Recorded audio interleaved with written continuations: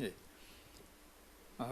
오늘부터 이제 역대서로 들어가는데 역대서와 열왕기서의 공통점과 차이점, 요걸 꼭 아셔야 됩니다. 자, 열왕기서는 글자 그대로 왕들의 이야기예요.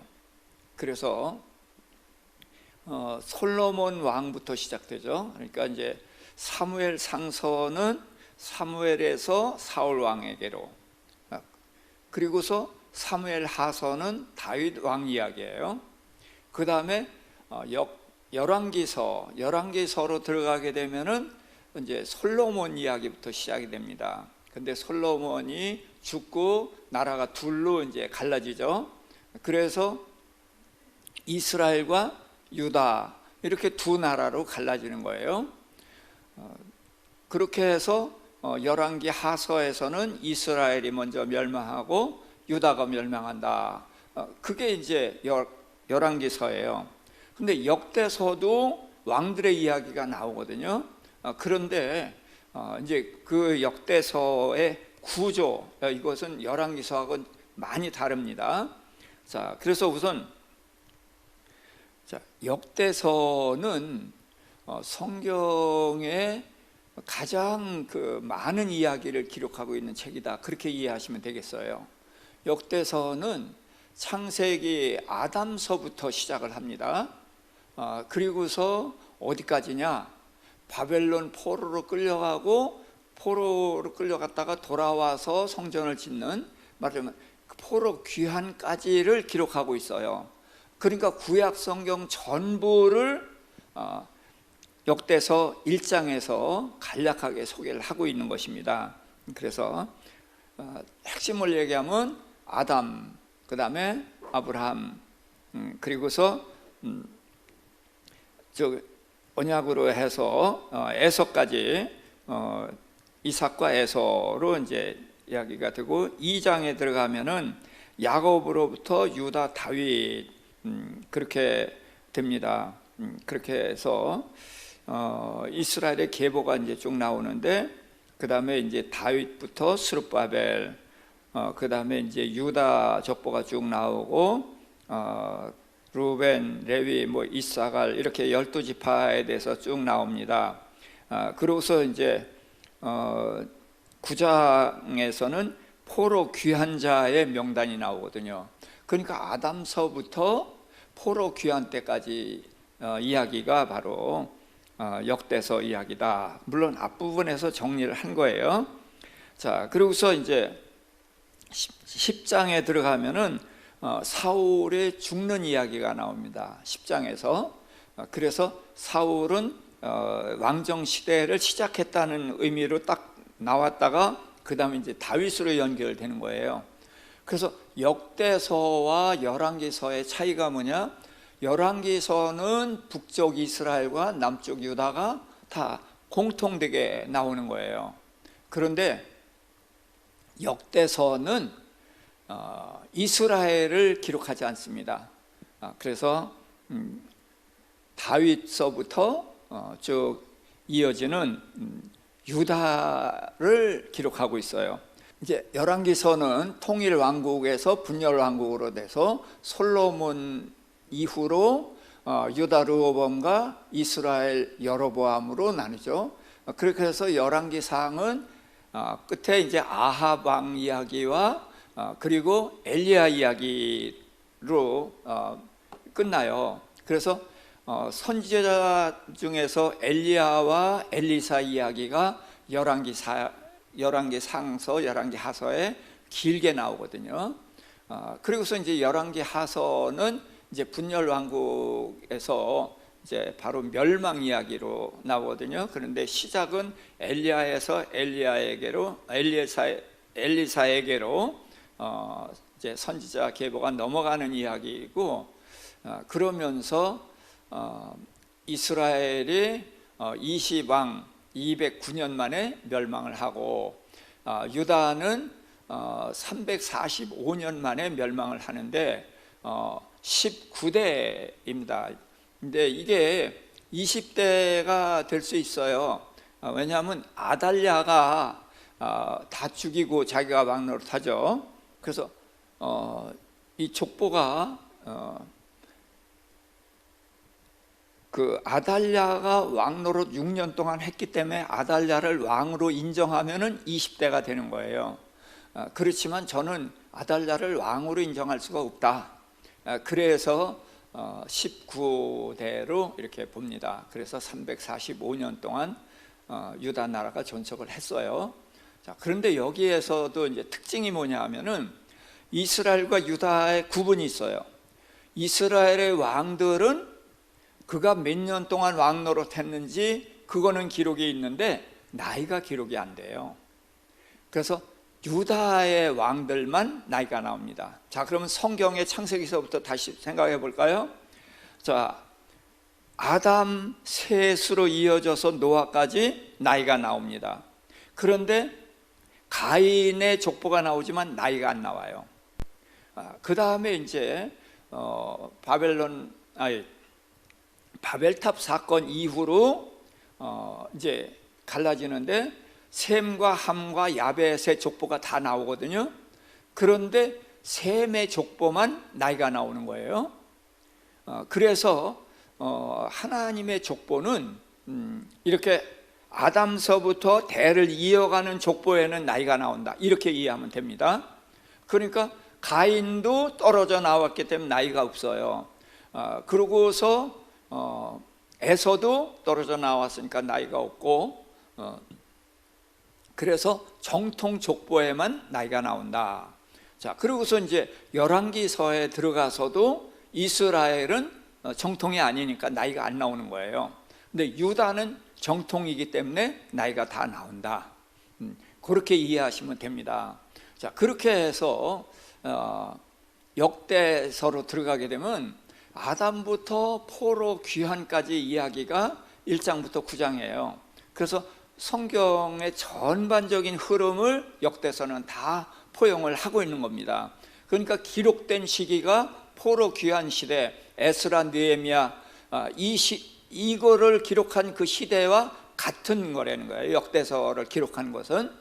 자, 그것이 이제 특징이고, 자, 그 다음에 이제 사울 왕에서 다윗 왕으로 이제 넘어가는 이야기. 사울 왕은 한 장만 나옵니다. 그리고서 다윗 왕 이야기가 쭉 나오는데, 다윗이 어떻게 복을 받았나, 그런 복에 대한 이야기가 나와요. 그러고서는 성전 건축을 준비하는 이야기가 22장서부터 29장까지 8장이나 기록을 하고 있는 거예요. 그래서 역대서는 성전 이야기를 굉장히 중시 여긴다. 그걸 꼭 기억을 하셔야 돼요. 그래서 솔로몬 이야기도 이제 성전 이야기가 굉장히 많이 나오는데, 이스라엘이 물론 성전이 중요하긴 하지만 다른 성경에 비해서 역대서는 성전에 대한 기록을 굉장히 많이 할애하고 있다. 그걸 통해서 아마 역대서를 기록한 것은 레위인이나 제사장 중에서 이걸 기록했을 것이다. 우리가 그렇게 이해를 할 수가 있습니다. 그래서 역대서의 특징은 아담서부터 포로 귀환까지를 기록하고 있고, 그 다음에 이 유다만을 기록하고 있고, 그 다음에 성전에 대한 이야기를 많이 기록하고 있다. 그렇게 꼭 이해를 해 주시길 바랍니다.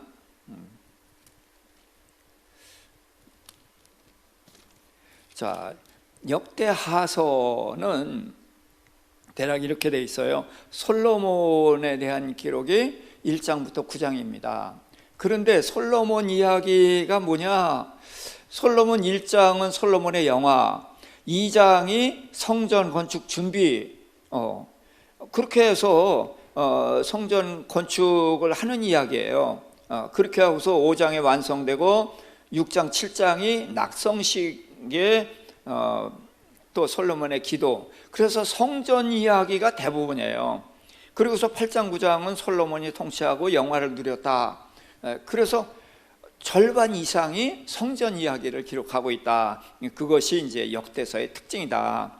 그리고서 이제 10장에서 왕국 분열이 되는데 분열이 되면서부터 북왕조는 언급을 안 해요. 그래서 남왕조의 르호보암서부터 쭉 기록을 해나갑니다. 그래서 이제 여기서도 기록이 좀 많은 왕이 있고 좀 적은 왕들이 있어요. 그래서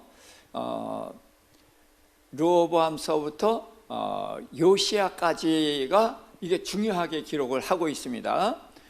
근데 거기에 보면 이제 여호아스나 여호야김, 그게 아니고 중요하게 기록한 게 이제 르호보암이 2장 기록하고 있고, 그 다음에 아사 왕은 3장을 기록합니다. 여호사밧은 4장, 그리고서 히스기야가 4장, 그 다음에 요시야는 2장. 이렇게 이제 많은 기록이 있는 것은 그 인물이 중요하다, 이렇게 보면 되는 거예요. 그래서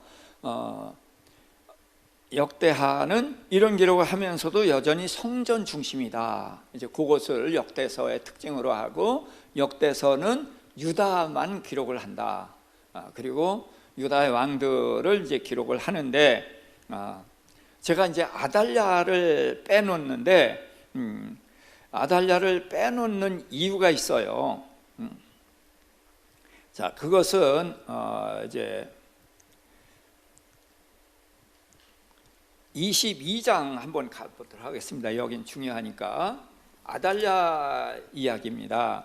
자, 22장에서 이제 북왕조에 무슨 일이 일어나냐면 예후에게 기름을 부어서 왕이 되게 하고 아합의 집을 심판하라, 이제 그런 명령을 내리셨단 말이에요.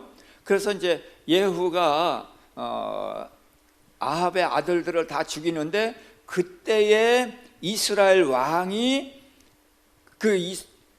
유다 왕이 이스라엘에 갔었단 말이야. 그래가지고 예후의 손에 다 죽어요. 그래서 이제 예후의 손에 다 죽고, 그런데 그 왕이 아달랴의 남편이란 말이에요, 여호람. 그래서 남편이 죽고 또 그 아들들도 죽어요. 자, 아하시아인데, 자, 자기 아들이 죽으니까 아달랴가 다른 왕자들을 다 죽이는 거예요. 왜냐하면 자기가 낳은 아들이 왕인데 그가 죽으니까 다른 이제 왕이 아내가 여럿이니까 다른 아내가 낳은 왕들이 있잖아요, 왕자들이. 그러니까 그들을 깡그리 죽여버리는 거예요. 그때에 그 여호세바라고 하는 공주, 그러니까 그 왕자의 이모죠. 공주가 그 요아스를 이제 숨기는 거예요. 그래서 요아스를 숨기고 6년을 이제 숨겨서 키워요. 그래서 이제 그 공주의 이름이 여호세바, 그리고 그 남편이 여호야다. 그래서 여호사밧은 여호와께서 맹세하셨다, 이제 그런 뜻이고, 야다는 여호와께서 알고 계신다. 그래서 하나님이 맹세하신 게 뭐예요? 아브라함에게 맹세하셨죠. 내 씨가 하늘의 별같이 많아지리라 그랬고, 내 씨로 말미암아 천하 만민이 복을 얻을 것이고 내 씨가 대적의 성문을 얻으리라 하셨기 때문에 이게 메시아에 대한 예언이란 말이에요. 그래서 하나님이 아브라함에게 맹세하신 것은 메시아를 보내준다. 창세기 3장 15절에 여자의 후손 보내신다고 그랬고, 또 그 후에도 처녀가 잉태하여 아들을 낳을 것이요 그 이름을 임마누엘이라 하리라. 이게 이사야서 말씀. 이런 것들이 다 메시아에 대한 약속이거든요. 그런데 지금 아달랴가 다윗의 후손을 끊어버리려고 했단 말이에요. 그래서 요아스가 여기서 죽으면은 다윗의 후손이 끊어지는 거, 그럼 하나님의 맹세가 없어지는 거예요. 그런데 이 요아스를 구해낸 사람이 뭐예요? 여호세바. 그럼 뭐예요? 여호와께서 맹세하셨다는 거예요. 자, 그러니까 여호와께서 맹세하셨고 그 남편이 제사장인데 제사장이 여호야다. 그러니까 여호와는 알고 계신다. 그러니까 하나님이 맹세하신 것을 알고 계신다는 거예요. 자, 그러니까 대가 끊어지게 하겠어요? 안 하겠어요? 안 하게 하는 거예요. 그래서 여호세바와 여호야다 두 사람이 힘을 합쳐서 요아스 왕을 숨겨놓고, 그래서 이제 6년 지난 후에 그를 왕으로 세우고 아달랴를 죽였단 말이에요. 자, 그렇게 해서 이제 여호세바가 이제 대를 이었는데, 자, 문제는, 자, 성경에는 누구의 나이만 나온다고요? 하나님의 자녀, 하나님의 자녀 나이만 쭉 나오고, 아브라함 이후는 이제 그 나이가 나오면서 또 다윗 이후로 이제 왕들의 나이가 나온단 말이에요. 자, 그런데 제사장의 나이는 아론만 나왔어요. 아론이 123세에 죽었거든. 자, 그런데 24장 15절을 보세요. 역대하 24장 15절. 여호야다가 나이 많고 늙어서 죽으니 죽을 때에 130세라. 그래서 무리가 다윗성 여러 왕의 묘실 중에 장사를 했다, 그런 얘기예요. 제사장을 왕의 묘실에다 장사를 지내고 제사장의 나이가 나와요. 그러니까 이게 이상한 거예요. 제가 늘 말씀드리지만 내 생각은 너희 생각과 다르고 내 길은 너희 길과 다르다 그랬어요. 그래서 이렇게 다윗의 후손들의 왕의 나이가 나오는데 갑자기 제사장의 나이가 나왔다? 그러면 이게 이상한 거예요. 그리고 나이가 몇 살이에요? 130세. 자, 아담 이후로 900세 이상을 살았어요. 그러나 노아의 홍수 이후로 사람 급격히 나이가 떨어져서 120년이 한계 수명이 됐잖아요. 그래서 창세기 6장 3절에서 그들의 날은 120년이 되리라, 그것이 이제 사람의 수명이 된 거란 말이에요. 그러니까 다윗이 70세밖에 못 사는 때에 이 여호야다 제사장은 130세를 살았다는 거예요. 이게 뭘 얘기하느냐? 하나님이 여호야다를 높이고 싶은 거예요. 왜? 하나님의 약속하고 맹세한 대가 끊어질 뻔했잖아요. 이 끊어지는 일을 누가 막았어요? 여호야다가 막았단 말이에요. 그러니까 이 여호야다가 얼마나 큰 일을 했는지 우리 보고 이걸 주목하라는 거예요. 그래서 여호야다의 제사장인데 나이가 나오는 것이 첫 번째 문제고, 나이가 130세다. 하나님이 기준 정한 게 120세인데 어떻게 130세냐? 이 두 가지를 통해서 하나님은 여호야다가 얼마나 큰 일을 했는지 그거를 우리한테 자랑하시는 거고, 우리가 여호야다가 한 일을 기억하라는 거예요. 그래서 나이가 나왔고 130세라는 나이가 나왔다. 자, 그러면은 여기서 우리가 생각해 봐야 되는 것이 이런 겁니다. 우리는 여호사밧 왕이 이제 그 앞에 나오는데, 여호사밧 왕은 흠이 하나도 없는 왕이에요. 정말 철저하게 말씀을 지켰고 백성들에게 말씀을 잘 가르쳤고, 그래서 마지막 죽을 때까지 흠이 없어요. 그러니까 3대 선한 왕의 이 여호야다가 여호나답이 이제 꼽힌단 말이에요. 여호사밧 왕이 그렇게 유명한 왕인데, 문제는 이 여호사밧 왕이 아합 왕과 가까이 지냈고 그 아들 여호람하고도 가까이 지냈다는 거예요. 그래서 선지자가 하나님이 미워하는 자를 사랑하는 것이 옳으냐 하고 책망을 한번 한 일이 있어요. 자, 그런데 하나님이 미워하고 하나님을 미워하는 자를 가까이 하는 것이 잘못된 거다. 근데 이게 문제가 아니라, 문제는 그 엘리사의 그 엘리사벳 그 극악무도한 그 딸 아달랴를 며느리로 삼았고 그가 이제 왕비가 되게 했다는 거예요. 자, 그래서 이 아달랴가 다윗의 대를 끊으려고 했잖아요. 그래서 이 여호사밧, 그러니까 여호야다가 아니 여호세바와 여호야다가 아니었다라면 대가 끊어지는 거예요. 그래서 하나님이 맹세하신 것을 끊으려고 했었단 말이에요. 이게 사단의 음모인데 그것을 이 여호야다가 막았다. 그러니까 얼마나 큰 일을 했느냐 하는 의미도 있지만 여호사밧을 칭찬해야 되겠어요, 칭찬해서는 안 되는 거야, 이거를 생각하게 하는 거예요. 그의 생애를 보면은 한 점 흠이 없어요. 정말로 멋진 왕이에요. 훌륭한 왕이에요. 그런데 아합과 친교했고 그 아들 여호람과도 친교했는데 이것도 문제지만 제일 중요한 것은 아합 왕이 왜 망했어요? 가장 악한 왕이 된 게 뭐예요? 이세벨하고 혼인했기 때문이잖아요. 예. 이세벨하고 혼인하지 않았더라면 아합 왕은 그렇게 악한 왕이라는 명칭을 안 가질 수 있었단 말이에요. 근데 이세벨과 혼인했기 때문에 가장 악한 왕이 돼버렸거든요. 그런데 그 딸이란 말이에요.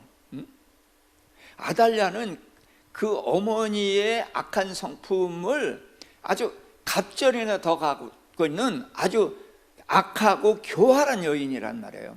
이런 여인을 며느리로 맞아들여서 유다에서 하나님이 약속한 대가 끊어지게 할 뻔했다는 거예요.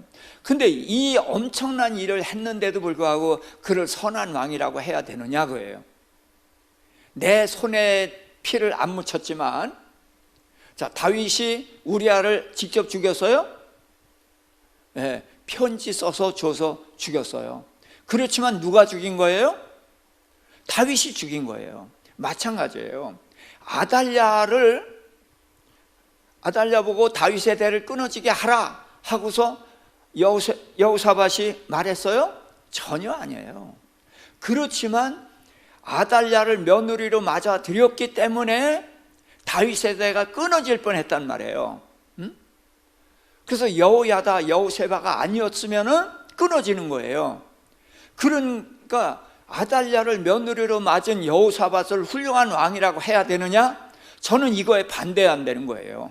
내 손에 피를 안 묻혔더라도 그런 엄청난 결과를 초래하는 요인을 제공했다면은 그 사람은 그 요인을 제공한 대로 평가를 받아야 되는 것이지, 자기 손으로 더럽히지 않았다 해서 그를 선한 왕이라고 해서는 안 된다.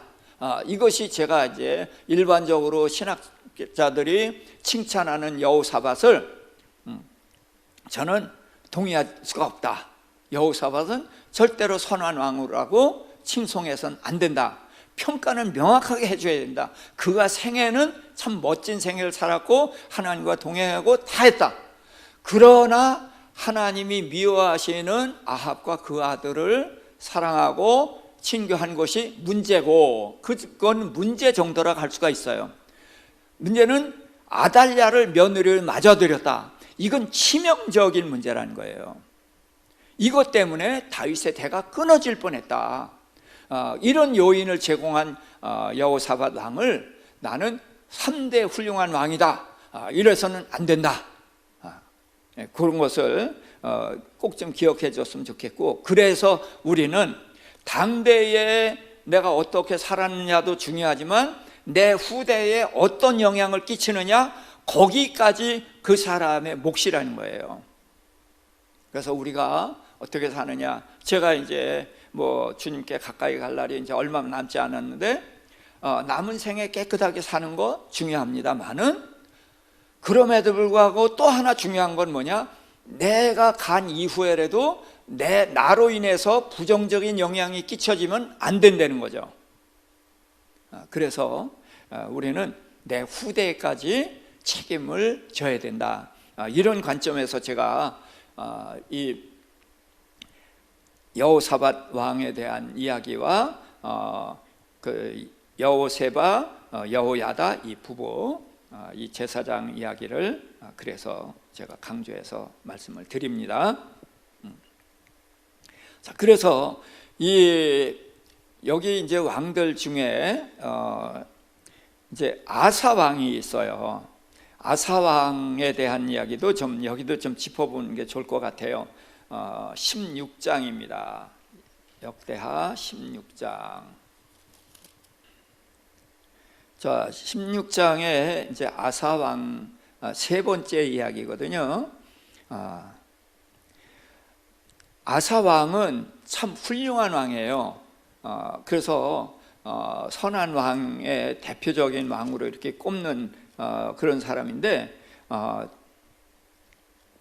그 아사 왕이 이제 중에서 적과 이겼고 이제 그런 이야기를 제가 했었습니다. 오늘 낮에 말씀드릴게, 이게 아사 왕인데 제가 여호사밧이라고 잘못 말씀을 드렸네요. 아사 왕 이야기입니다. 그래서 14장에 보면은 아사의 군대는 창 잡는 자가 30만이고 활 잡는 자가 28만이니까 그건 60만이에요. 근데 구스 사람 세라가 100만 대군을 끌고 왔단 말이에요. 그랬을 때에 아사가 강한 자와 약한 자 사이에는 주밖에 도와줄 리가 없습니다. 그래서 하나님만을 의지한다 그랬고, 자기 60만을 의지하는 게 아니라, 그 다음에 이제 그의 기도 끝에 보면 원컨대 사람이 주를 이기지 못하게 하옵소서, 이렇게 기도해가지고 구스의 100만 대군을 물리치고 나라를 잘 지켰단 말이에요. 그래서 이제 15장에 아사랴라는 선지자에게 이제 성령이 임해가지고 이런 말을 합니다. 너희가 여호와와 함께하면 여호와께서 너희가 함께하실 것이고, 너희가 만일 그를 찾으면 그가 너희와 만나게 되리라. 그러나 너희가 만일 그를 버리면 그도 너를 버리시리라. 그러면서 이제 칭찬을 했어요. 자, 그런데 그가 이제 그렇게 하나님의 말씀을 따라서 아주 훌륭한 왕으로 칭송을 받았는데 오랫동안 왕 노릇했거든요. 자, 근데 16장에 아사왕 36년에 이스라엘 왕 바하사가 이제 쳐들어오니까 이번엔 그 하나님을 의지하지 않고 아람 왕 베나닷을 의지하는 거예요.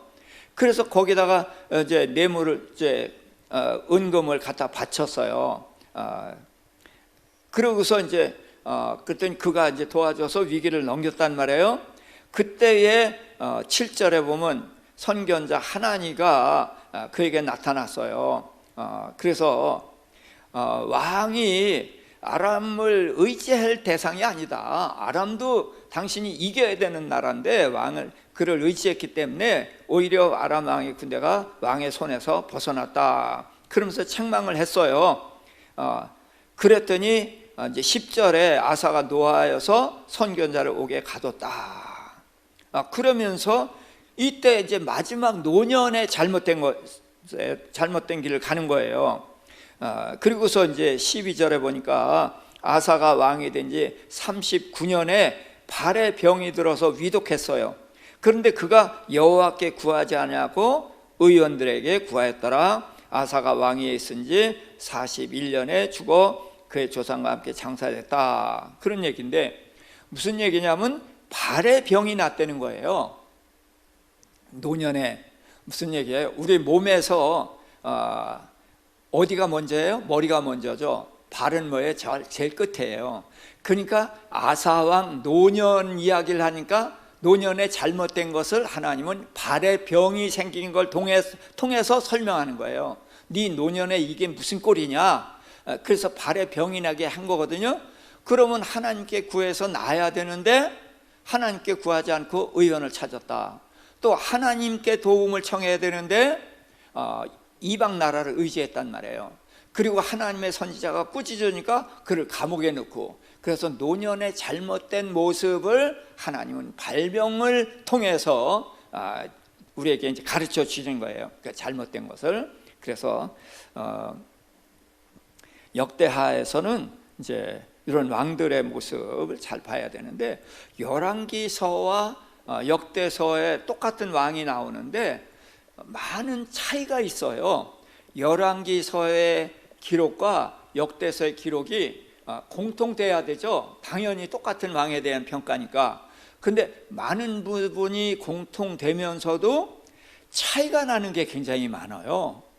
그래서 유다의 임금들을 평가할 때는 열왕기서와 역대서를 같이 보는 것이 중요합니다.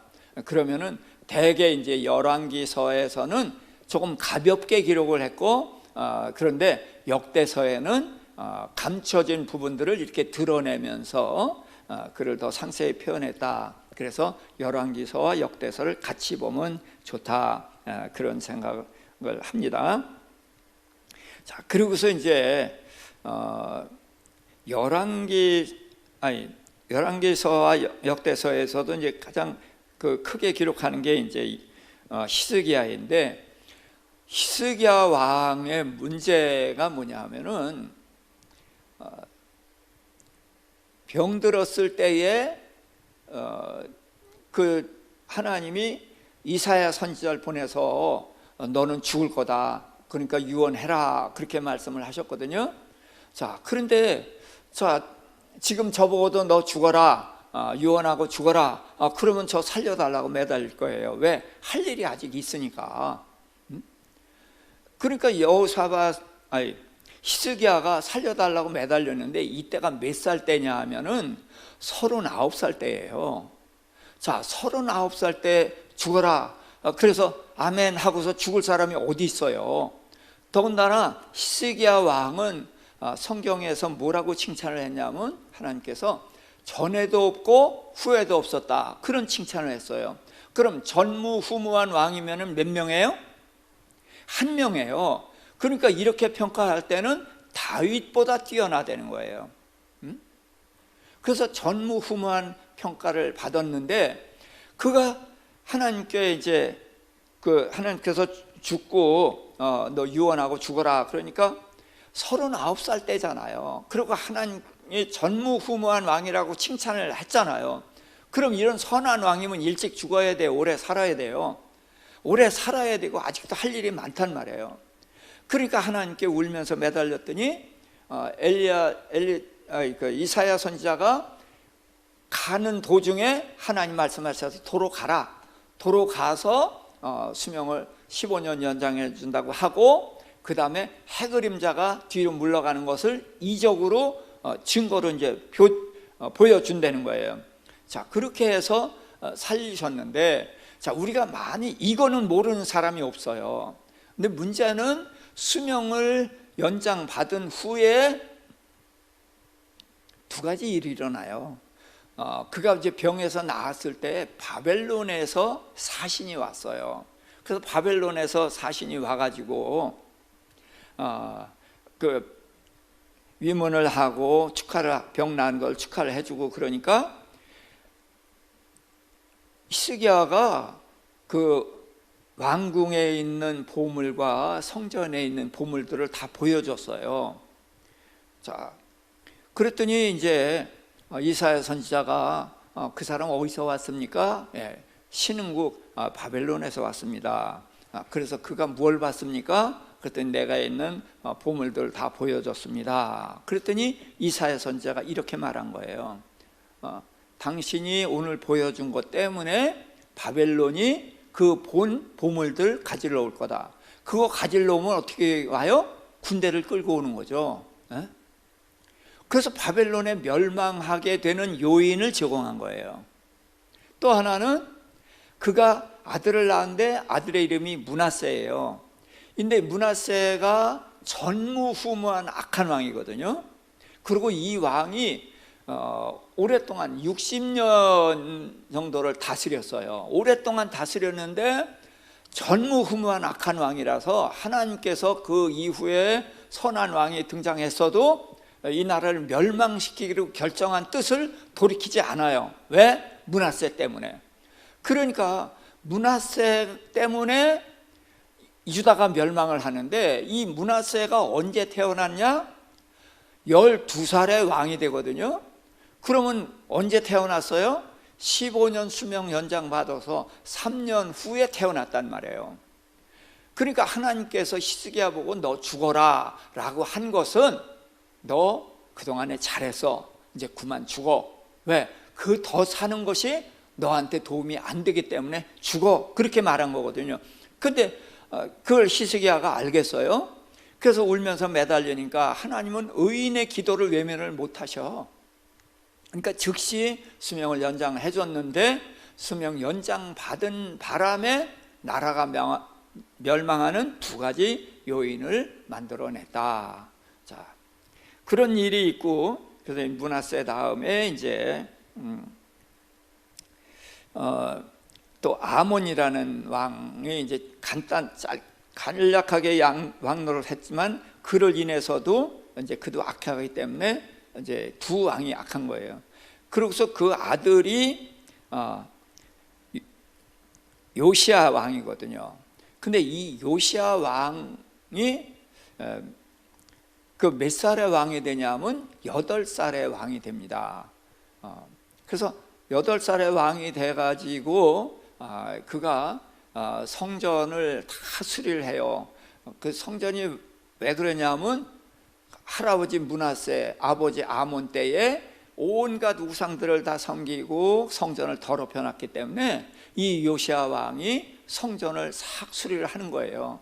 그래서 수리를 하는 중에 율법책을 발견을 한 거예요. 자, 교회에서 성경책 발견하는 것이 그게 기사거리예요? 예, 교회는 어느 구석에 가든지 성경책은 다 있어요. 그런데 이스라엘의 율법서는 당연히 어디든지 있어야 되는 건데 그걸 발견했다는 거, 그걸 왕에게 알린 이유가 뭐냐? 므낫세 왕 때에 철저하게 그런 것들을 없애가지고 율법책이 이스라엘에게 유다 땅에 없었다는 거예요. 없어졌어. 그런데 누군가가 깊숙이 숨겨놓은 것을 성전을 수리하다 보니까 그 숨겨놓은 것을 발견해가지고 그걸 왕에게 이제 보여준 거예요. 그래서 왕이 율법서를 처음 본 거예요. 그때가 이제 22살인가 이렇게 됐으니까 그러고서 율법책을 읽는 소리를 듣고서 요시야 왕이 통곡을 하면서 옷을 찢어요. 무슨 얘기냐면 요시야 왕은 하나님을 사랑해서 성전도 수리하려고 이렇게 다 하고 있지만 그가 성경에 대해서는 본 게 없이 들은 것이었단 말이에요. 듣고서 그 하나님을 사랑하고 그 하나님을 위해서 일을 한다고 했는데 율법서를 읽는 걸 들어보니까 나는 성경과 상관없는 그런 것을 하고 있었다는 거예요. 왜? 성경을 모르니까.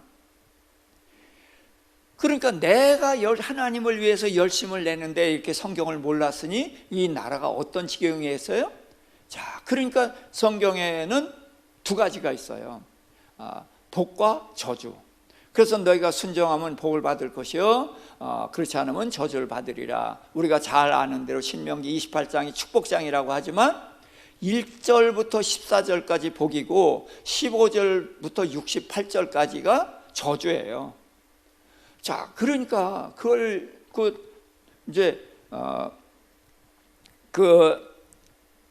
요시야 왕이 여선지 훌다에게 보냈어요. 그래서 여선지 훌다에게 보내서 하나님의 뜻을 물었어요. 그랬더니 여선지 훌다가 이제 그 얘기를 듣고서 이렇게 대답을 합니다.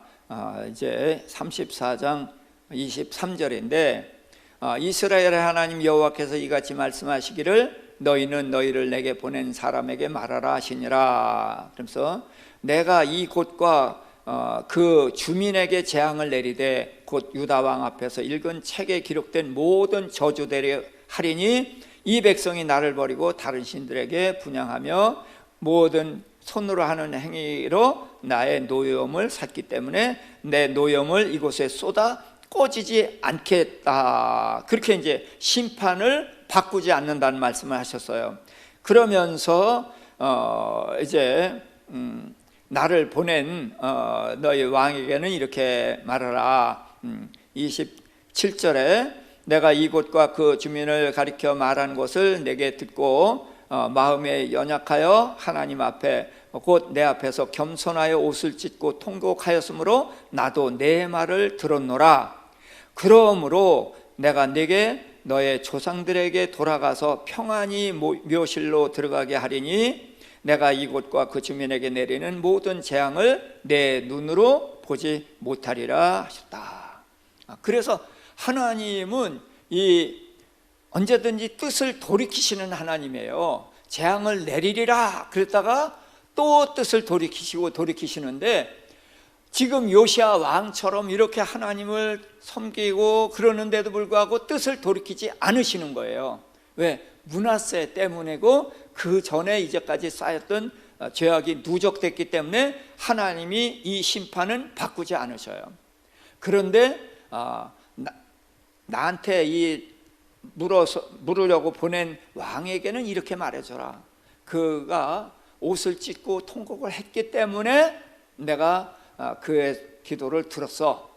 그래서 재앙을 내리지 않는 것이 아니라 재앙은 내리되 너는 이 재앙이 내가 재앙을 내린 것을 눈으로 보지 않게 하겠다. 그래서 눈으로 보지 않는 게 뭐예요? 눈 가리고서 재앙을 내려요? 죽는 거예요. 그래서 일찍 데려가는 것입니다. 그래서 이사야서 57장에 보면은 의로운 자들은 하나님이 데려가신다는 거예요. 그래서 데려가서 자기의 침상에서 편히 쉰다.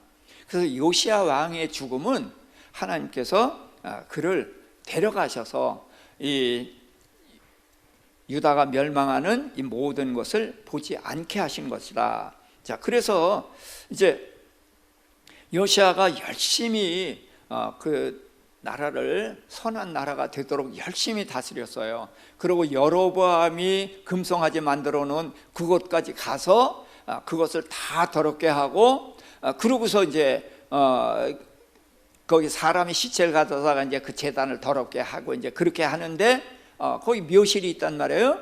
그래서 저게 누구의 묘냐 그랬더니 여로보암이 왕이 됐을 때에 이후에 요시야라는 왕이 등장해서 그래서 여기를 더럽게 할 것이다 라는 지금 왕이 하는 이 일을 예언했던 그 선지자의 죽음입니다. 무덤입니다. 그런 거예요.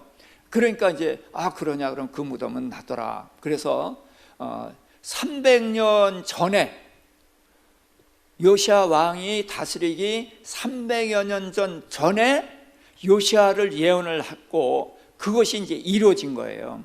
그래서 그렇게 하면서 하나님을 향해서 열심을 내는데 이제 애굽 군대가 올라오는 거예요. 그러면서 뭐라고 그러냐면 길을 내라. 우리는 너희하고 싸우려는 게 아니라 저 위에 아수르랑 전쟁을 하려고 그러는 거다. 길을 내라.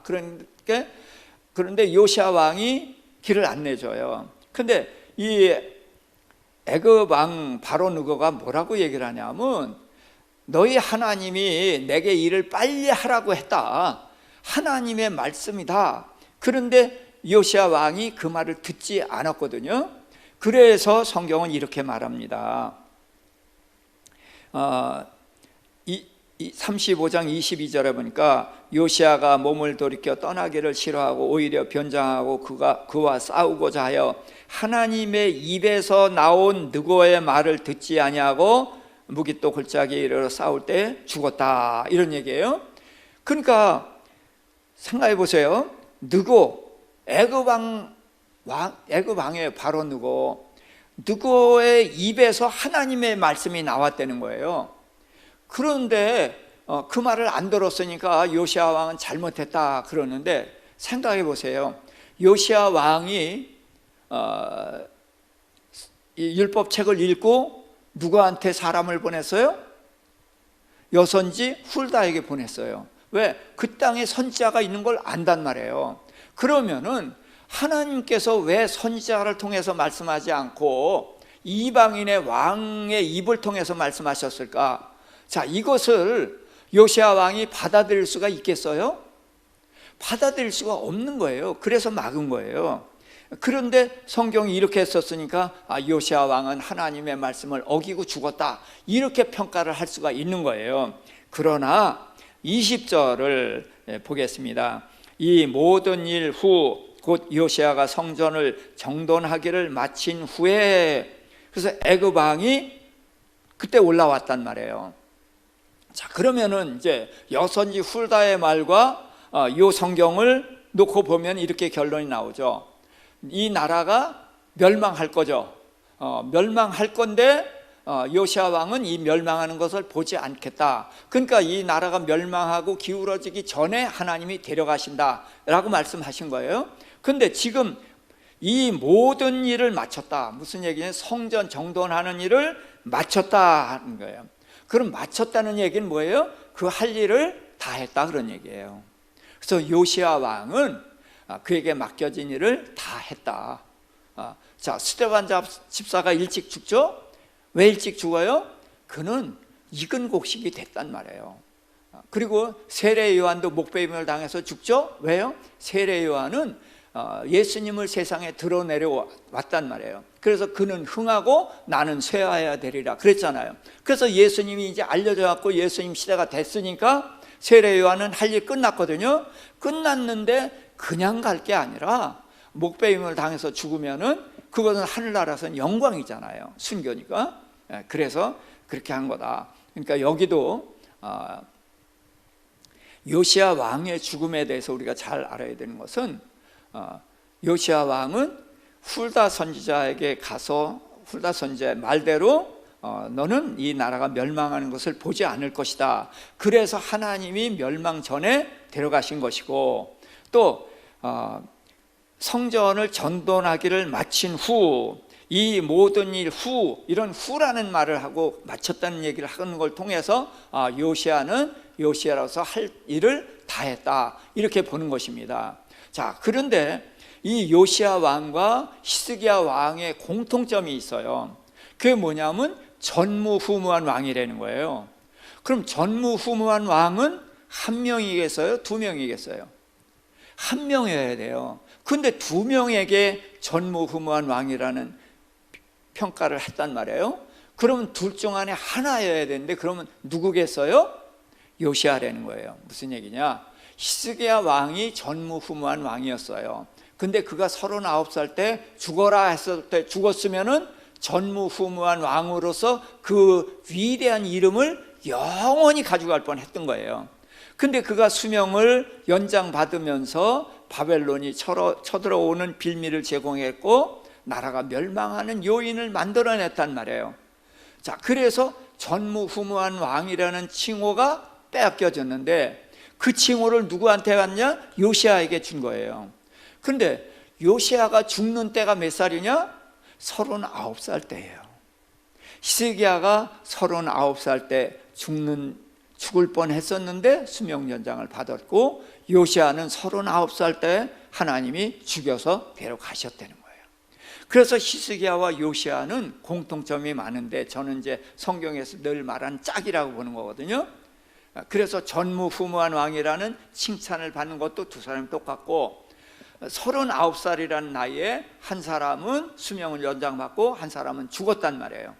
그래서 수명 연장 받은 것이 좋은 것 같지만 수명 연장 받는 바람에 전무후무한 왕이라는 그 위대한 호칭을 빼앗겼고, 요시야 왕은 39살에 허망하게 죽은 것 같지만 전무후무한 왕이라는 칭호를 영원히 갖게 됐다. 그래서 이 모든 일 후에 성전 정돈하기를 마친 후에 그래서 요시야 왕은 자기 일을 잘 마치고 돌아갔다. 이제 그렇게 우리가 이해할 수가 있는 것입니다. 그래서 이사야서 57장에 보면 이런 말씀이 있어요. 의인이 죽을지라도 마음에 두는 자가 없고 진실한 이들이 거두어 감을 당할지라도 깨닫는 자가 없도다. 의인들은 악한 자들 앞에서 불려가도다. 그들은 평안에 들어갔나니 바른 길로 가는 자들은 그들의 침상에서 편히 쉬리라. 여기다가 요시야를 집어넣고요.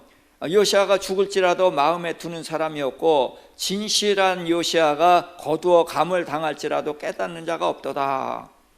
근데 여기서는 뭐예요? 거두어 갔다는 거예요. 언제 거둬요? 알곡을 거두죠. 거두어갔다. 그래서 요시야는 악한 자들 앞에서 불려가도다. 그러면서 여호시아는 평안에 들어갔나니 바른 길로 가는 자들은 그들의 침상에서 편히 쉬리라. 그래서 의인의 길은 오래 사는 것도 의인에 대한 하나님의 보상일 수 있지만 일찍 죽는 것도 하나님의 보상이다. 그래서 죽음에 대해서 우리가 긍정적으로 보는 시각이 있었으면 하는 것입니다. 그래서 그 이후로 이제 35장까지가 요시아인데 36장부터 급격히 이제 열다가 멸망하는 이야기가 나옵니다. 그래서 보니까 자 보세요. 요시아가 죽고 그 다음에 여호아스가 3개월 동안 왕노릇합니다. 여호야김이 11년 동안 왕노릇하고 여호야기는 100일 동안 왕노릇하고 시드기야가 11년 동안. 그래서 22년 6개월 만에 유다가 완전 멸망하는 이야기가 나오는 거예요. 그래서 이런 것을 보면서 우리가 죽음에 대해서 생각을 다시 한번 생각해보고 정말 우리가 어떤 삶을 살아야 되는가, 이것을 역대서를 통해서 새롭게 깨달을 수 있기를 주님의 이름으로 축복합니다. 자, 이제 에스라서를 보도록 하겠습니다. 에스라서는 성전 중건한 이야기죠.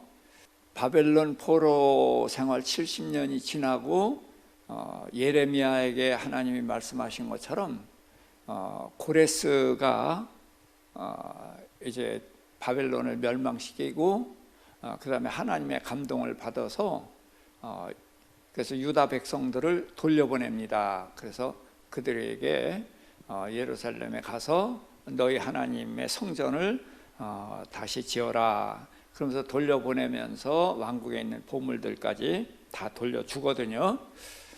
그렇게 해서 그때 이제 돌아오는데 대표인 사람이 총독인 스룹바벨과 여호수아, 대제사장인 여호수아, 이렇게 두 사람이 주축이 돼서 돌아와서 성전을 중건을 하게 됩니다. 자, 그런데 자, 여기에서 보면은 조금 우리가 이해하기 어려운 것이 있어요.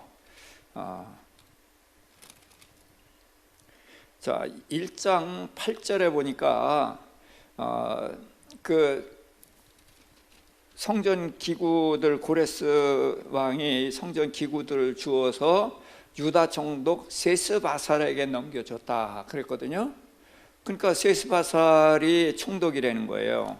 자, 5장에도 보면은 5장 16절에 이에 이 세스바살이 이르러 예루살렘에 하나님 성전 지대를 놓았고 그때로부터 지금까지 건축하여 오니 아직도 마치지 못하였다, 뭐 이런 말을 하거든요. 근데 세스바살이 총독이란 말이에요. 근데 전반적으로는 스룹바벨이 총독이라고 한단 말이에요. 여기서 이제 두 가지로 갈려요. 세스바살이라는 사람과 스룹바벨이 다른 사람이다 라고 보기도 하고 같은 사람이다 라고도 보기도 합니다. 그런데 우리에게는 이게 중요한 게 아니고 저는 같은 사람으로 봅니다. 그러니까 이런 것들은 그냥 알고만 계셔요. 그래서 누가 맞다 이걸 가지고 논쟁할 것이 아니라 그거는 알아봤자 별 의미가 없어요. 그래서 스룹바벨과 세스바살이라는 이름이 있는데 저는 동명이인이다. 아니, 그 이명 이제 같은 사람이다. 이름은 다르지만 같은 사람이다. 저는 그렇게 본다고 그랬어요. 자, 그래서 이제 이들이 와서 성전을 중건을 하는데 문제는 그때의 사마리아에 있는 사람들이 성전을 짓는다는 소식을 듣고 우리가 함께 짓겠다 그랬어요. 자, 그런데 이 스룹바벨하고 여호수아가 반대를 하고 우리끼리만 짓겠다 그랬기 때문에 그 사마리아 사람들이 그때부터 이제 대적이 돼서 회방을 놓고 그러거든요. 자, 그러면은 여기서 이제 우리가 생각해 봐야 되는 것이 왜 반대를 했느냐. 자, 사마리아가 이스라엘 땅이잖아요. 그렇죠? 거기 이스라엘 백성들이 있는 거예요. 그럼 그들도 동족이니까 같이 짓는 것이 당연하잖아요. 그런데 왜 반대를 했을까라고 생각을 해볼 때 이제 그래서 이 역사를 알 필요가 있는 거예요. 자, 이스라엘이 어느 나라에 멸망했죠? 아수르에게 멸망했어요. 근데 그 당시에 이제 큰 나라들마다 정책이 있는데 아수르는 거기를 정복하면은 다시는 독립운동이라든지 이런 저항을 못하게 하려고 거기 있는 사람들, 핵심 인물들 뽑아서 다른 나라로 보내고 다른 지방에 있는 사람들을 데려보낸단 말이죠. 자, 그래서 이스라엘에서 중요한 사람들은 이제 다른 데로 다 보내고 또 다른 나라에서 이제 사람들이 왔어요. 자, 근데 이 사람들이 와서 자기네들이 섬기던 우상을 가지고 왔더니 이제 하나님께서 이제 호랑이라든지 뭐 곰 이런 것들이 나와서 사람을 해친단 말이에요. 그러니까 이들이 두려워가지고 우리가 이 땅의 신을 몰라서 이 땅의 신이 우리를 두렵게 하니까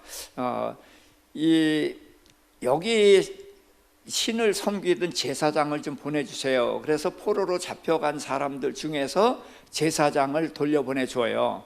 그래서 이제 그 제사장들이 와서 이제 하나님을 섬기는 예법을 가르쳐 줬는데, 자, 그들이 그 말대로 여호와 하나님도 섬기고 자기가 가지고 온 신도 섬긴 게 이게 이제 사마리아예요. 그래서 예수님 시대에 사마리아 사람을 이방인 취급을 한 게 뭐냐?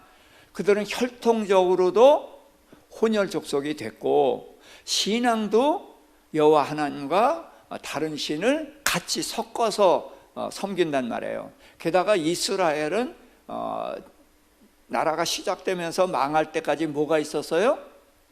베델과 단에 금송아지가 있었잖아요. 그러니까 이스라엘의 신앙은 처음부터 잘못됐단 말이에요. 그게 망할 때까지 이어졌기 때문에 이들의 신앙은 정상적이라고 인정을 할 수가 없고 게다가 이방인과 혼혈까지 됐단 말이에요. 그러니까 유다가 돌아와서 성전을 짓는데 이 이방인 신도 섬기고 하나님도 섬기는 이런 사람들과 같이 성전을 지을 수가 없다. 그래서 단호하게 끊은 거거든요. 그랬더니 이제 그들은 대적을 하는 거예요. 그러니까 그들이 하나님의 성전을 짓는 것을 막는 것을 보면은 그들이 하나님을 사랑하는 사람들이 아니죠. 그렇죠? 그러니까 막을만 했던 거고 이들은 자기네들 막았다. 그래가지고 이제 보복을 하면서 하나님의 성전을 짓지 못하게 방해를 한 거란 말이에요. 그래서 왕에게 이제 바벨론 왕에게 소식을 보냅니다. 이제 바벨론은 멸망했고 이제 그때 바사와 메대 두 족속이 이제 하나로 합쳐져서 다스렸는데 왕에게 이제 보내가지고 여러분 그 조서를 보십시오. 바벨론 왕으로부터 이제 받았던 그때 조서를 쭉 보면은 이스라엘 백성이라는 이 족속은 이방 나라에 쉽게 항복하지 않는 족속이다. 이들은 여호와 하나님만을 믿고 어떤 다른 신도 배타적인 그런 사람이라서 이들이 성전을 짓고 성을 쌓게 되면은 그러면은 이게 완공되는 날 이들은 이제 당신네 나라에서 제외될 거다. 독립할 거다. 이제 그렇게 편지를 보냈어요. 그래서 편지를 받고서 쭉 역사를 보니까 유다는 그렇게 쉽게 항복하는 나라가 아니란 말이에요. 그러니까 이거 안 되겠다. 그래서 성전 짓지 말게 해라. 그래서 성전 짓는 것을 막았단 말이에요. 이게 이제 14년이라고도 하고 16년이라고도 하거든. 자, 그래서 이 시대의 선지자가 누구예요? 학개하고 스가랴예요. 그래서 학개 선지자가 나서가지고 이제 성전을 다시 지어라. 그렇게 해서 성전을 다시 짓는 이야기가 나왔잖아요. 그런 거 이제 스가랴 두 선지자가 이렇게 독려해가지고 그들에게 다시 힘을 내서 성전을 져라 그랬어요. 그래서 성전을 이제 다시 완공을 하는 이야기. 그래서 성전 기초를 놓을 때에 한쪽에서는 통곡을 하고 울고 한쪽에서는 기뻐서 환성을 질렀어요. 왜 그랬어요? 바벨론 포로 생활 70년을 했지만 그 전에 솔로몬의 성전을 보았던 사람들은 지금 성전 기초를 놓는 지대가 너무나 초라한 거예요. 학고방인 거예요. 그러니까 그걸 보고 너무나 가슴이 아파서 통곡을 하고 울었고, 그 성전을 보지 못한 사람은 야, 이제 우리도 말로만 듣던 성전을 이제 짓는구나. 그래서 기뻐했고, 그래서 이제 우는 소리와 슬퍼서 이제 우는 소리, 기뻐서 환호성을 지르는 소리가 이제 섞여서 무슨 소리인지 몰랐다. 이제 그런 이야기가 나오죠. 자, 그래서 이게 스룹바벨하고 스룹바벨하고 여호수아가 와서 이제 건축을 하다가 중단했다가 다시 짓는 이야기가 6장까지 이야기예요. 그런데 에스라서는 13장까지 있잖아요. 자, 그러면은 10장까지, 에스라서는 10장까지 있는데, 그럼 7장부터 뒤에 얘기는 뭐냐? 에스라 선지자 이야기예요. 에스라는 7장에 보면은 스라야의 아들이요 아사랴의 손자요 힐기야의 증손이요 살름의 현손이요 사독의 5대손이요 아히도의 6대손이요 아말의 7대손, 이렇게 쭉 올라가서 5절에 보니까 아비수아의 13대손이요 비느하스의 14대손이요 엘르아셀의 15대손이요 대제사장 아론의 16대손이다. 그래서 이 에스라는 대제사장의 그 후손이다. 이제 이거를 알게 됐어요. 자, 그런데 지금 에스라가 와가지고 뭘 하냐 하면은, 자, 10절에 보니까 에스라가 여호와의 율법을 연구하여 준행하며 율례와 규례를 이스라엘에게 가르치기로 결심하였더라. 그래서 에스라가 이제 백성을 성경을 가르치면서 그들의 신앙을 일으키는 이야기가 이제 7장부터 뒤로 가는 거예요. 자, 그런데 이 에스라는 언제 사람이냐 하면은 스룹바벨 여호수아와 차이가 있어요. 한 30년 정도 후에 돌아온 사람이에요. 그래서 1차 귀환, 2차 귀환, 3차 귀환, 이렇게 이제 포로로 잡혀가도 1차, 2차, 3차가 있는데 돌아오는 것도 1차, 2차, 3차가 있어요. 그래서 스룹바벨과 여호수아는 1차로 귀환한 자고, 그러고서 그들이 성전을 다 완공한 후에 에스라가 돌아온 거예요. 그게 2차 귀환자예요. 그래서 에스라가 돌아와서 그러고서 이제 이 백성들을 성경을 가르치고 그들을 이제 신앙을 일으키고 그 잘못된 것을 이제 꾸짖고 그렇게 하는 이야기가 이제 7절부터 10절까지 있는 거거든요. 자, 그러면 여기서 이제 그러면은 어떻게 된 거냐? 그래서 여호수아와 스룹바벨이 성전을 중건하는 이야기가 끝나고 에스라가 와서 이제 신앙을 다시 일으키는 이야기가 있는 거예요. 이게 두 개가 30년 간격이 있는 거예요. 그런데 이 성전 중건하는 이야기를 다른 사람이 쓴 게 아니라 에스라가 와서 성경을 가르치고 그들의 신앙심을 불러 일으키면서 그 여호수아와 스룹바벨의 성전 중건한 이야기를 함께 기록했다. 그래서 에스라서가 됐다. 자, 그럼 이해가 되죠?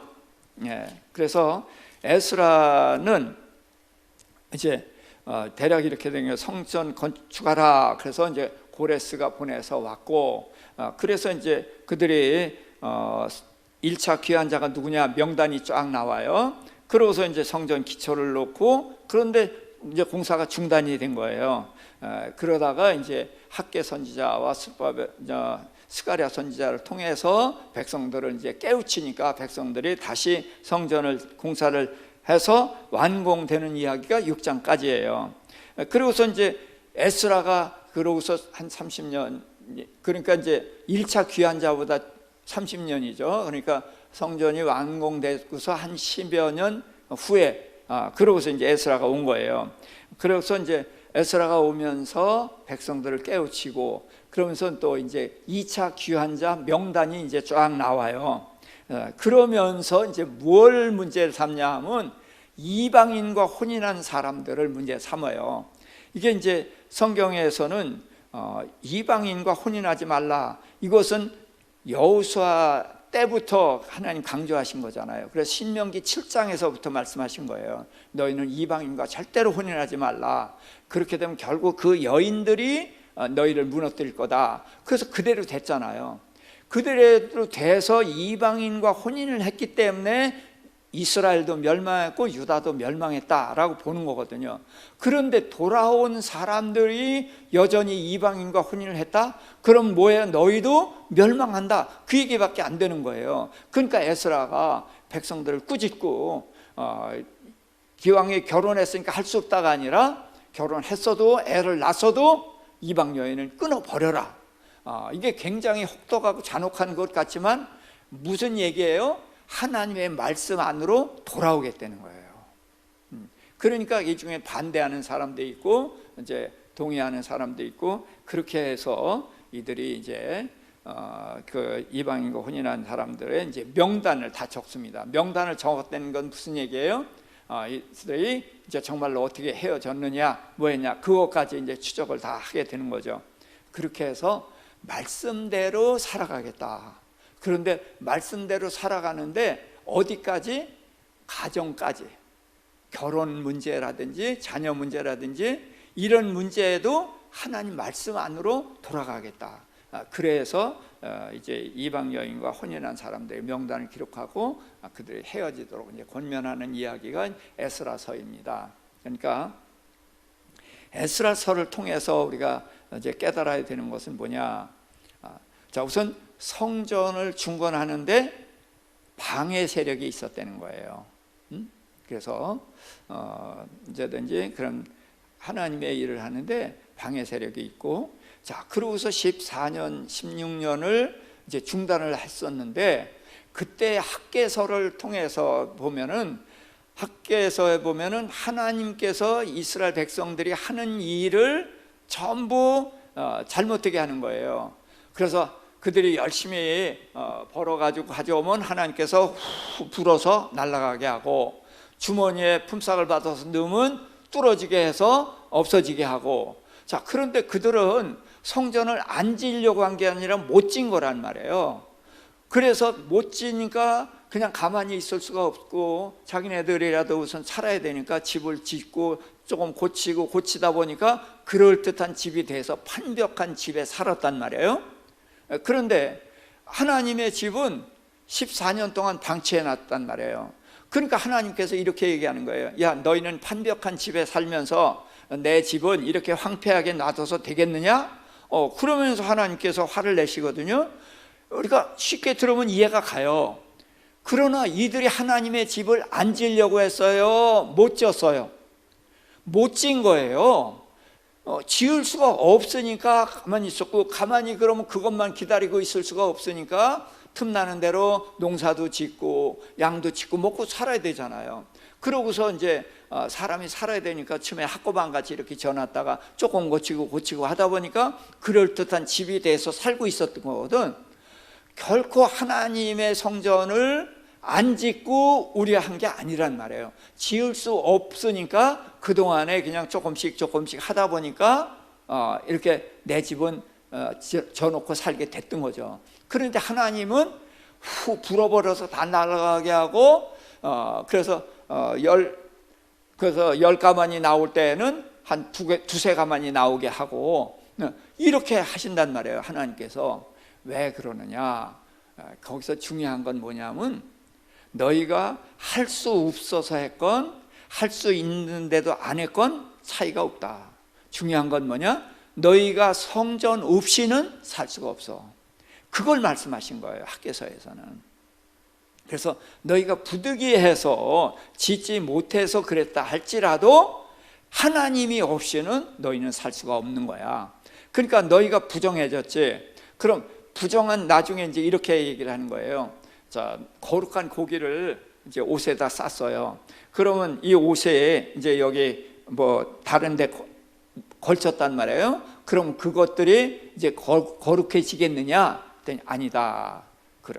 그러면은 사람이 더럽혀졌는데 더럽혀진 사람이 만지면 어떻게 되냐? 더러워진다.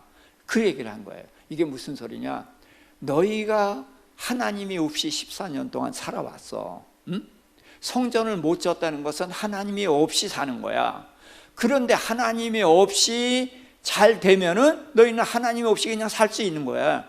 그래서 하나님이 없이는 살 수 없다는 것을 알게 하려고 하나님께서 주머니에다 넣으면 뜯어지게 해서 잊어버리게 하고, 집으로 가져가면 하나님 후 불어서 날아가게 하고, 그러신 이유가 뭐냐? 너희는 하나님이 없이는 살 수 없는 존재라는 것을 알아라고 해요. 그랬더니 이 백성이 나중에 깨닫고 하나님께로 돌아와서 성전을 짓기 시작을 하면서부터 내가 너희와 함께 하노라, 내가 너희에게 평강을 주노라, 그리고 이제부터 내가 너희에게 복을 주리라. 그래서 하나님이 단계적으로 말씀하셔요. 함께하고. 그동안 그러니까 함께 안 했던 거예요. 왜? 이 사람들이 하나님이 없이 자기 삶을 살아가니까. 그런데 하나님이 이들의 마음이 하나님께로 돌아오니까 하나님께서 이들과 함께 하시고, 또 그들이 이제 열심히 일을 하니까 그들과 이제 그들의 하는 일에 형통케 하시고 복을 주셨다. 이제 그런 이야기입니다. 그래서 에스라서를 통해서 우리가 알아야 되는 것은 하나님이 없이는 절대로 살 수가 없다. 그래서 성전, 지금은 성전이 어디예요? 성전은 원래 건물이었어요. 그러나 예수님이 이 성전을 헐라 3일 만에 내가 다시 세우리라. 그래서 성전이 건물에서 예수님의 몸이 된 거예요. 그리고서 너희 몸이 하나님이 거하는 성령인 줄 알지 못하느냐? 그래서 그 다음에는 우리 사람이 성전이 된 거예요. 왜? 성령이 우리 안에 와 계시잖아요. 그렇죠? 그래서 하나님이 계시는 곳이 성전이란 말이에요. 그래서 이제 건물에서 이렇게 몸으로 바뀌었고, 자, 이들이 통곡하면서 울 때 하나님이 그렇게 말씀하셨어요.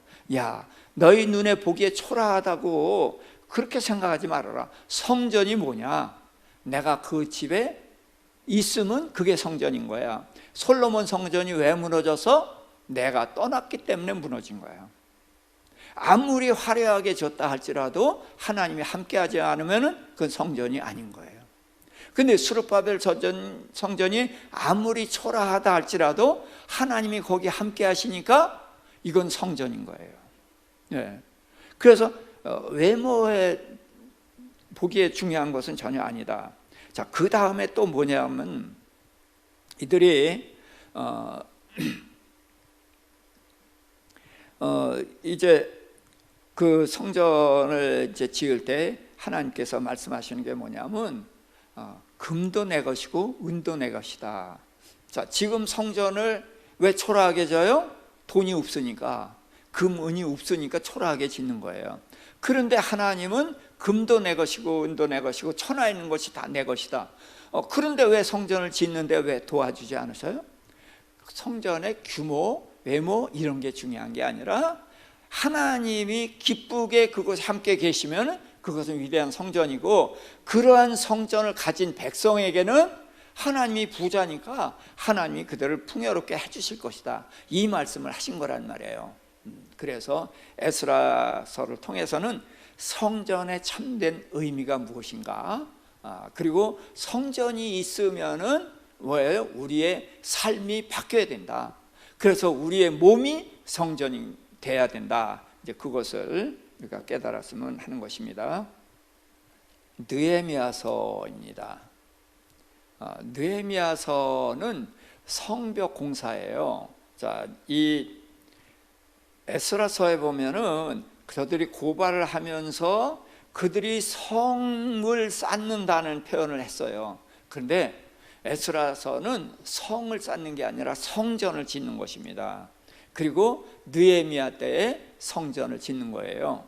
성벽을 쌓는 것입니다. 왜냐하면 성전은 있는데 성이 없다 보니까 그 외방 사람들이 도적이 들어와서 막 침수하고 빼앗아가고 이런 일을 당한단 말이에요. 그 소식을 들은 느헤미야가 왕에게 이제 술을 따라주는 그런 왕의 총애를 받는 그런 사람이었는데, 동족의 소식을 듣고 슬퍼해서 금식하면서 기도했단 말이에요. 그랬더니 왕이 너 왜 얼굴이 그렇게 초췌하냐, 무슨 병이 있느냐. 그러니까 느헤미야가 간단하게 기도하고 이렇게 얘기합니다. 내 조상의 묘실이 있는 곳, 이렇게 얘기를 해요. 자, 그들에게 이제 말이 통해야 되잖아요. 그래서 내 하나님의 성전이 있는 곳이고 이렇게 얘기를 하면은 그 왕에게 먹히지가 않아요. 그렇지만 내 조상의 묘실이 있는 곳, 그러면은 이 믿지 않는 사람들에게도 이제 공감이 가잖아요. 그래서 그런 내 조상들의 묘실이 있는 곳에 황폐해가지고 그래서 그것 때문에 안타까워서 그럽니다. 어떻게 하면 되겠냐? 그랬더니 거기다 성벽을 지었으면 좋겠습니다. 그래, 그럼 너 갔다 오겠느냐? 예, 갔다 오겠습니다. 그래가지고 이제 성벽을 중건하러 온 거예요. 자, 그런데 이 느헤미야와 에스라가 바벨론을 떠나서 예루살렘으로 오는 과정이 아주 특이해요. 느헤미야는 어떻게 했냐면 왕에게 얘기해가지고 가는 길에 다 이야기를 해서 안전하게 가도록 그렇게 보장을 받아가지고 오는 거예요. 자, 그런데 에스라는 그렇게 하지 않고 왕에게 도움을 청하지 않아요. 그런데 그 바벨론에서 예루살렘까지 오자면은 험난한 길을 와야 되고, 그 당시에는 도적대들이 늘 있단 말이에요. 그러니까 도적대의 침공을 받거나 이렇게 다른 나라의 침공을 받을 수가 있거든요. 그런데 에스라는 하나님께서 우리를 지켜주실 것입니다 라고 말을 했기 때문에 왕에게 도움을 청하지 않고 왕이 도움을 주겠다 그럴 때 거절합니다. 자, 그렇다고 해서 에스라는 하나님이 도와준다는 것을 믿었긴 했지만 그거 어떻게 하냐? 철저하게 금식하면서 기도합니다. 그래서 하나님께 철저하게 의뢰하고 기도하니까 그들이 돌아오는 길에 아무런 어려움이 없이 무사히 올 수가 있었어요. 자, 그럼 누가 좋은 사람이에요? 예, 둘 다 옳은 거예요. 느헤미야처럼 가는 길도 있고 에스라처럼 가는 길도 있는 거예요. 그래서 에스라는 철저하게 하나님을 의지하고 그렇기 때문에 금식하면서 하나님께 기도해서 하나님께서 예루살렘까지 무사히 도착하도록 도움을 하나님께 구한 것이고, 느헤미야는 왕이라는 실세가 있고 그의 도움을 받을 수 있단 말이에요. 그러니까 그에게 도움을 청해서 그의 도움을 받아서 돌아온 거, 이것도 괜찮은 거예요. 그래서 우리는 어떤 길을 가느냐, 가는 길이 다르다, 방법이 다를 수 있다. 그래서 우리가 나와 다르면 틀렸다는 고정관념을 가지고 있는데, 제발 그러지 말고 나와 길은 다르지만 저 사람은 저 사람대로의 길이 있어 라고 피차 용납하고 그런 것이 좀 필요하다고 봅니다. 아무튼 그래서 느헤미야는 돌아와서 하되 굉장히 주변을 잘 살펴요. 그래서 아무도 모르게 성을 먼저 관찰을 쫙 합니다. 그래서 어디가 어떻고 그런 것을 상황을 다 파악을 한 다음에 이제 백성들을 불러서 성전을 중건하러 왔다. 그래가지고 이제 중건을 시작을 하거든요. 자, 시작을 하는데 이제 대적들이 또 있단 말이에요. 사마리아뿐만이 아니라 다른 대적들이 여기에 이제 성을 쌓고 그러면은 탄탄해지잖아요. 그러면 강한 세력이 곁에 있으면은 별로 안 좋잖아. 그러니까 성벽을 쌓지 못하도록 자꾸 해방을 놓는 거예요. 그런데 이제 느헤미야는 그래서 한쪽에는 창을 들고 칼을 차고 한쪽에 지키고 한쪽에서는 일하고, 그래서 한 손엔 칼, 한 손에는 쟁기를 들고 일을 하는 거예요. 그래서 일하는 모습을 우리에게 보여주는 건데, 상황에 따라서 일에 전무할 수도 있지만 적이 있을 때는 거기도 대비해야 되고 그것만 대비하다고 일을 안 할 수 없다. 그러니까 한 손에 칼, 한 손에 쟁기, 그러면서 대비하면서 일을 해서 그 공사를 다 해나갑니다. 자, 그런데 적은 밖에만 있는 것이 아니에요. 적은 밖에만 있는 것이 아니라 안에도 있어요. 그래서 내부에서 적과 내통을 하고 그렇게 하는 사람들이 있단 말이에요. 자, 교회도 마찬가지예요. 외부에 적만 있는 것이 아니라 이 내부에도 사탄이 들어와서 역사를 하거든요. 그래서 적은 외부에 적이 있고 내부에 적이 있다. 자, 이것은 기드온을 통해서도 우리가 알게 돼요. 기드온은 미디안 사람 13만 5천을 쳐서 물리치고 15,000명이 도망갔을 때 그들마저 죽일 두 왕과 그들 다 죽이거든요. 왜 그래요? 외부의 적인데 이 왕이 돌아가면은 다시 군사를 모집해가 올 수 있어요. 그러니까 왕을 죽이는 것은 후환을 없애는 거예요. 그래서 외부의 적의 뿌리까지 싹 뽑아버리는 거거든요. 그런데 그가 갈 때 브누엘 사람들과 숫곳 사람들에게 이제 우리가 가는데, 저들 잡으러 가는데 우리가 굶어서 배가 고프다, 우리 300명에게 뭐 좀 먹을 걸 달라 그랬더니 그들이 안 도와줬거든요. 그랬더니 기드온이 돌아오면서 그 숫곳의 장로들을 징계를 하고 브누엘의 망대를 헐어버려요. 그럼 왜 그러냐? 이거는 내부의 적인 거예요. 자, 장로고 방백들이면은 중요한 결정을 해야 되잖아요. 그러면 적은 미디안이고 기드온은 아군이에요. 그럼 적에게 이제까지 지배받았는데 지금 기드온이 적을 치러 간단 말이에요. 그럼 어떻게 해요? 도와줘야죠. 당연히 도와주고 동참해야죠. 그런데 안 도와주는 거예요. 왜? 너희가 이기지 못하면은 우리가 너희 도와줬다고 그걸 혼날까 봐 못 도와주겠다는 거예요. 그런데 방백이, 그러니까 너희가 방백이 적과 아군도 구별하지 못하고 이기는 편에 줄을 서겠다? 그게 너희가 할 일이냐? 그래서 징계를 하는 것이고, 또 브누엘 망대를 헐어버렸단 말이에요. 망대는 뭐 하는 거예요? 적과 아군을 분별해서 대비해야 되는 건데 지금 적을 치러 가는데 그걸 못 도와준다. 그럼 적과 아군에 대한 구분이 있어요, 없어요? 없어요. 그러면 이런 망대가 있을 필요가 있어요, 없어요?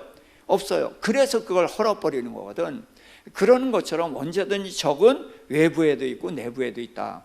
그래서 느헤미야 시대에도 적이, 외부에 적이 있었고 또 내부에도 그런 적이 있었단 말이에요. 근데 느헤미야가 이제 그런 것들을 잘 분별해서 그래서 이제 성벽을 완성을 합니다. 그러고서 그 중간에 이제 에스라가 율법을 강해하는 이야기가 나와요. 예레미야가 금식하면서 기도했고 또 이제 예루살렘으로 돌아오는 과정, 그래서 이제 주변 살피고 성벽 공사를 이제 시작하는데 그 대적이 있으니까 한 손에는 일을 하고 한 손에는 병기를 들어서 이제 외부의 적을 대비합니다. 그런데 이 내부에 또 갈등이 있단 말이에요. 그래서 내부에도 적이 있었다는 거예요. 그런데 이제 그런 것들을 잘 이겨내고 이제 6장의 성벽을 완공을 했습니다. 그래서 이제 1차 귀환자의 명단이 다시 한번 쭉 나와요. 그리고서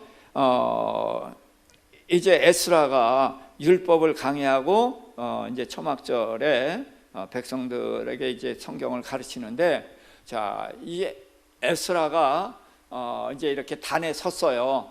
백성들은 저 아래 있고, 그래서 이제 에스라가 율법서를 쫙 피니까 백성들이 엎드려서 이제 경배했습니다. 그래서 하나님의 말씀에 대한 경외심, 이제 이런 것들을 우리가 좀 배울 수가 있는 거예요. 자, 그러고서 이제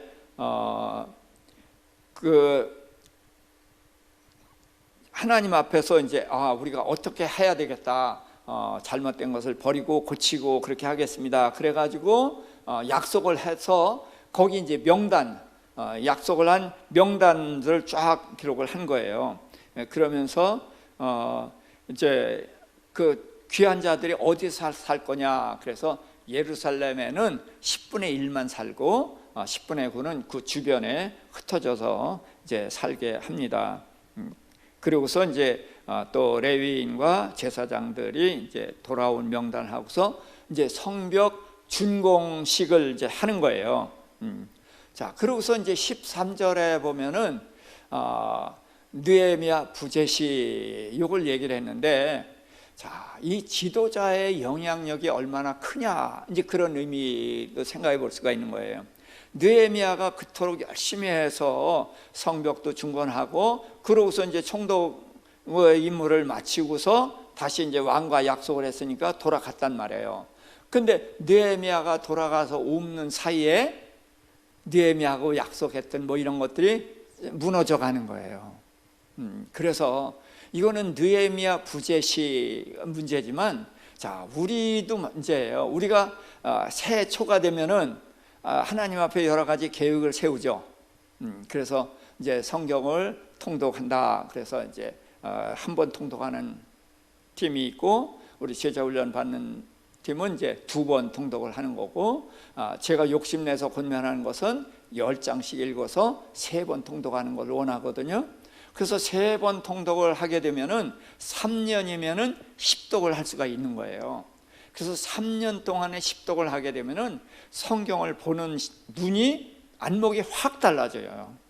그래서 나는 우리 성도님들에게 한 장, 최소한 한 장이고, 그리고 정말 우리가 직분을 가진 자들이고 하나님의 일에 열심히 있는 사람이라면 나는 10장을 목표로 해서, 그래서 3년 동안 2021년, 22년, 23년에는 끝났을 때에는 성경 10독을 했고, 10독을 하게 되면은 우리가 성경을 보는 눈이 확 달라지고 우리의 신앙생활이 완전히 달라질 거예요.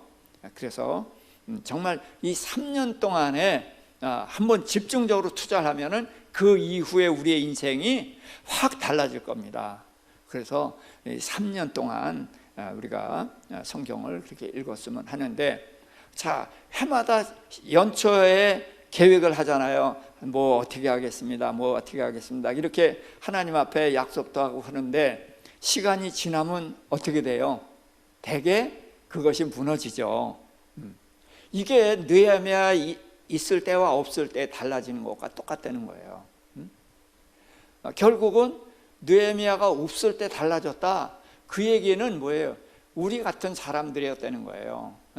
그래서 누구의 지배 아래, 통제 아래 있으면은 그것 때문에 하는데, 나한테 자발적으로 하도록 맡겨놓으면 못한다. 이게 이제 느헤미야 부제시거든. 근데 우리가 이렇잖아요, 우리가. 그래서 우리는 이럴 때에 정말 주님을 의지하고, 그래서 하나님 앞에 1년에 이제 서원하고 약속한 것을 끝까지 밀고 나가야 돼요. 그래서 느헤미야가 없는데 어떻게 하느냐? 근데 우리는 느헤미야보다 더 강하신 누가 와 계셔요? 성령님이 우리 안에 와 계시잖아요. 그래서 성령님을 의뢰하고 성령님을 의존해서 하면은 우리는 달라지지 않고 무너지지 않고 이 길을 갈 수가 있다. 그래서 느헤미야 시대 때를 이제 한번 돌아보면서, 느헤미야는 이렇게 굉장히 치밀한 사람입니다. 치밀한 사람이고 머리가 돌아가고, 그러니까 모든 일을 이렇게 완벽하게 추진을 해나가는 사람이에요. 근데 에스라는 영적인 사람입니다. 그래서 전적으로 하나님을 의지해서, 그래서 먼 길을 오는데도 하나님께만 의지하고, 그래서 하나님을 의지해서 온 사람. 그러니까 그는 영적인 사람이다 보니까 이스라엘 백성에게 뭐 성을 쌓고 성전을 세우고 이런 일에는 관여를 안 하지만, 이스라엘 백성의 신앙을 일으키고 하나님 앞에 바른 믿음으로 살게 해주는 역할을 하잖아요. 그래서 우리에게는 여러 사람들이 필요하다는 거예요. 그래서 에스라처럼 영적인 사람도 필요하고, 느헤미야처럼 일을 추진해 나가는 사람도 필요하고, 그래서 우리는 각자 가진 달란트대로 마음껏 일을 하다 보면은 우리가 주님의 일을 잘 감당해내고, 또 우리 나름대로 하나님 앞에서 금년을 결산할 때에 잘했다, 착하고 충성스러운 종아, 그러면서 내가 작은 일에 네가 충성했사오니 내 하나님의 이제 그 많은 것으로 이제 내게 줄 테니 그걸 누려라, 이런 하나님의 이제 복의 약속이 있게 되는 것이죠. 그래서 자, 성전이 있어야 삽니다. 하나님과의 바른 관계를 가져야 되는 거예요. 이게 기본이고, 그럼에도 불구하고 성벽이 있어야 돼요. 그래서 적으로부터 보호받을 수 있는, 그래서 하나님과 함께 가되 또 우리의 주변도 어떤 해방받고 그런 것으로부터 우리를 지킬 수 있는 성벽이 있어야 되는 것처럼, 그래서 믿음의 식구들끼리 이제 하나로 돼 있는, 그래서 혼자 있으면 넘어지겠거니와 둘이 있으면 능히 당하나니 삼겹줄은 쉽게 끊어지지 않는다 그랬잖아요. 그래서 우리는 믿음을 가진 사람들끼리 서로 연락해야 돼요. 지금 이제 코로나라 이제 이렇게 비대면해서 자꾸 끊어져 있지만, 그래도 전화로든지 이런 뭐 성경 공부라든지 이런 걸 통해서 서로 연합되고 그렇게 할 때에 우리는 이런 어려움들을 잘 이겨낼 수가 있을 것입니다. 그것이 우리에게 성벽의 역할을 해줄 수 있다. 그래서 우리가 하나님 중심으로 살아가야 되지만 또한 성벽의 역할을 하는 그런 이웃들과 함께 갈 수 있어야 될 줄 압니다. 자, 오늘 여기까지 하겠습니다. 아버지, 역대서 또 에스라, 느헤미야서를 우리가 상고해 보았습니다.